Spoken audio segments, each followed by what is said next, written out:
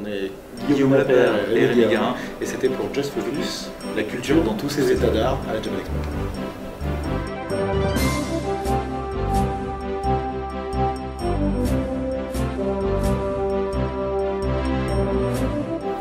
Alors bonjour, moi je ne suis pas Guillaume Lapeyre, je ne suis pas le dessinateur de City Hall, ça ne fait pas 10 ans que je fais de la bande dessinée, je n'ai pas une quinzaine d'albums derrière moi, et parce que Guillaume Lapeyre c'est lui.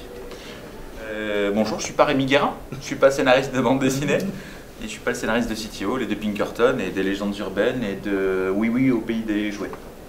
Deux. Le retour.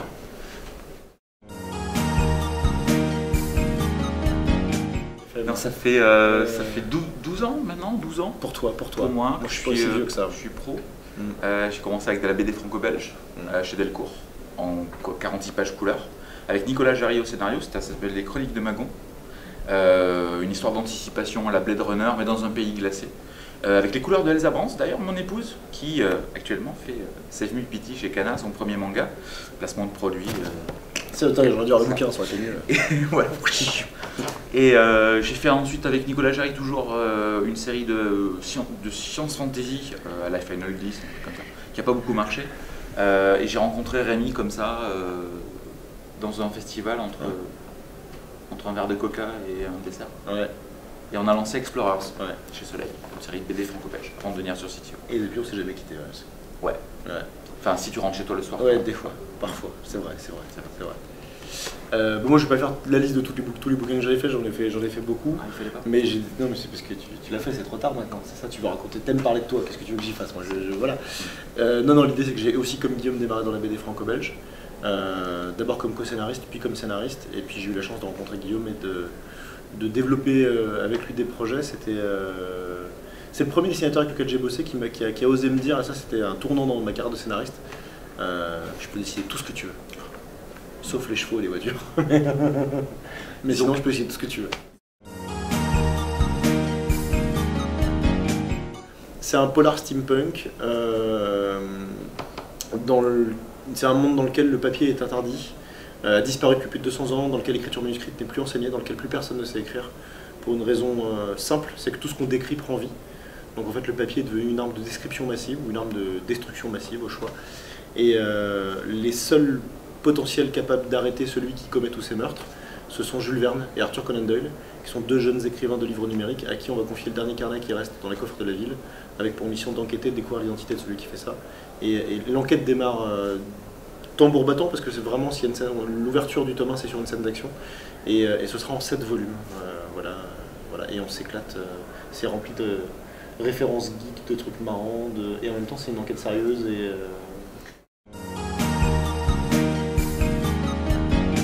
Je voulais faire ma propre ligue des gentlemen extraordinaires, sauf que je voulais que des personnages ayant existé, donc réels et pas fictifs, comme c'est le cas dans la ligue. Le premier qui m'est venu à l'esprit, qui est un auteur que j'adore, c'est Jules Verne.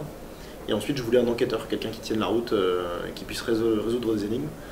Et le premier qui m'est venu à l'esprit, c'est évidemment Sherlock Holmes. Sauf que Sherlock Holmes, et pour le coup, il ne rentrait pas dans la case non fictif. Je suis désolé pour tous ceux qui pensaient qu'il existait, il n'existe pas. Le seul qui m'est venu à l'esprit, c'est Arthur Conan Doyle, puisque c'est à la fois son auteur et son marionnettiste. Je me suis dit, au moins, on peut le considérer comme au moins aussi intelligent que lui. Et finalement, je me suis retrouvé avec 2 écrivains. Et là, le thème du papier a commencé à arriver. Mais en fait, les personnages sont arrivés bien avant le thème. Donc voilà, c'est comme ça que ça arrive. C'est au bâtard, c'est évident, ça se voit. Et j'avais l'anecdote qui est vraiment vraie. Je revenais des courses de chez Auchan. Et j'avais acheté le premier Bakuman que j'attendais vraiment. Voilà. Et j'avais ma pile de feuilles, c'était le jour où je devais designer Conan Doyle et Jules Verne, les personnages principaux pour le dossier, pour essayer d'avancer et tout. Et j'avais la première couverture où on voit Machiro. J'avais déjà feuilleté le truc. Et donc d'un côté j'ai 2 apprentis mangaka, d'un autre côté je dois faire 2 écrivains. Bon, c'est un peu facile, c'est abusé. Bon allez d'accord. Et non, j'assume quoi. Hommage. Non, j'assume complètement quoi. Et au bataille, il a changé ma manière de dessiner.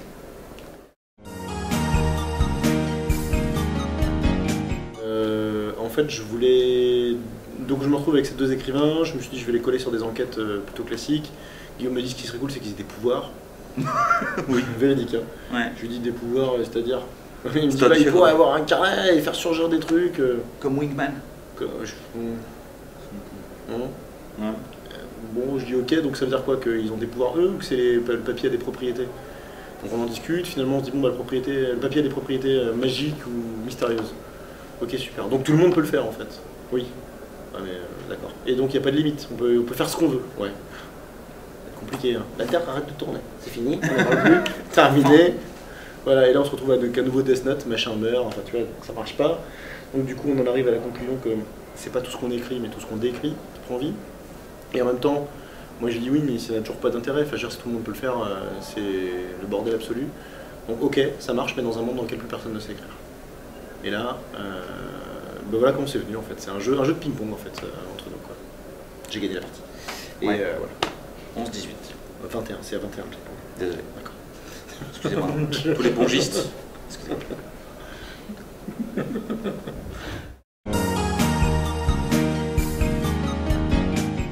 Parce qu'il y a de la place. Ouais. Il y a enfin de la place pour écrire, pour décrire, pour mettre des vraies scènes de développement de personnages, des vraies scènes d'action, des belles doubles pages. Et le format à 46 pages de BD franco-belge classique est hyper contraignant, tu es obligé de couper en permanence. Bon, là je suis quand même obligé de couper, mais en 7 fois 160 pages, j'ai quand même beaucoup moins coupé qu'en 3 fois 46 si tu veux. Donc vraiment un problème de place, et pour moi un problème d'économie aussi. La BD aujourd'hui c'est hyper cher. Quand tu achètes un bouquin en librairie et que tu dois le payer quasiment 15 €, tu y réfléchis à 2 fois. Et puis tu achètes un bouquin à 15 € qui va te tenir 46 pages, c'est-à-dire en moyenne 20 minutes, une demi-heure. Et là tu te dis bon, ok, et je continue à en faire, hein, donc je pense pas que ce soit un mauvais format, c'est juste que c'est autre chose. Et je me suis dit, moi si je veux raconter une histoire demain, comment je fais pour toucher ceux qui ont un budget un peu plus petit et qui en même temps ont mérite d'avoir une grande histoire quoi. Et le manga était vraiment un bon compromis pour moi. Moi, c'était un rêve de gosse en plus de tout ça. Un rêve de gosse, j'ai connu la BD avec Akira. C'est ma première expérience séquentielle. J'économisais chaque centime tous les mois pour aller acheter le fascicule de 20 pages grand format à souple avec les couleurs dégueulasses de Steve Olive. Steve Olive, si tu m'écoutes, j'ai pas apprécié tes couleurs sur. Il est pauvre. Il est pauvre. Non, faut pas se moquer. Et voilà, après Dragon Ball, Nicky Larson, le Chevalier du Zodiac, Ouais, Club Dorothée, etc. J'ai continué là-dedans. Je suis plus lecteur de manga qu'autre chose. J'aime bien la BD franco-belge parce que je suis pro maintenant et qu'il faut qu'on s'intéresse à tout ce qui est dans notre médium. Et comics un petit peu, mais je suis lecteur de manga avant tout. Et là, c'était la première fois de ma vie où je pouvais avoir le format. Et ce qui était interdit, qui n'était pas gagné avant. Quoi. Ouais, c'était très compliqué. En France, c'était très compliqué.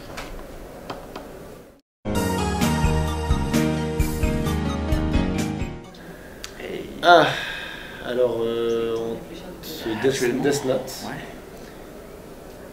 Ikaru Nogo. Ouais. Dis donc, t'es très ciblé, Ouais, toi. ça, non, j'ai. Ça vous faire de l'argent Non, j'ai bien aimé Battle Royale. J'ai bien aimé Ah, c'est toi qui as aimé Battle Oui, Royale? c'est moi. Zetman. Ah, c'est toi aussi. Moi, je lis très peu de choses en fait en manga et. Et Pokémon, hein, parce qu'il faut en choisir un. Donc... Non, c'est attraper-les tous, c'est pas ça le Et je crois quand même, parce que ça m'a bien fait kiffer, même si j'ai pas tout lu parce que j'ai trop de retard, One Piece me plaît bien, quoi. Je m'entends bien à lire ça. C'est ton fumage fantastique, super. Non mais attends, on m'aurait posé la question il y a 2 ans, Non, j'aurais bien dit sûr. Death Note, C'est bien, j'ai tu vu que ça. tu Donc, fais le chemin. ouais. Tu regardes l'attaque des titans. Et je regarde la télévision en animé, Ouais. c'est pas mal. C'est pas mal du tout. Et là, voilà. Quand Rémi dit que c'est pas mal, là, il faut le prendre à 100%, le truc. Hein. C'est que vraiment, c'est cool, quoi. Bon, c'est quoi ton top 5 Mon top 5 actuel ou of all time? Non, de l'histoire de l'humanité. De liste. Ah bah non, il y en a tellement, je peux pas Non, faire. Akira. Ouais, Akira, et Dragon Ball, je dis ouais, Nicky Larson, avec les survivants, plutôt. Toi, tu sais, Déjà, c'est trop tard, Monster. il s'est All You Need Is Kill, One Punch Man, One Piece, Naruto, Bleach, Fairy Tail, parce que tu peux. Voilà. City Hall. City Hall, Ouais, c'est bien. Radiant, T'es modeste Save en Me plus. Pity. Voilà quoi. Les Toches d'Archilon, Dreamland. Tout ça. Il y en a tellement, c'est trop. Voilà. Actuellement, c'est All You Need Is Kill et One Punch Man. Mes 2 trucs préférés. Et bien c'est tout. Merci beaucoup, Merci beaucoup. Rémi et Guillaume.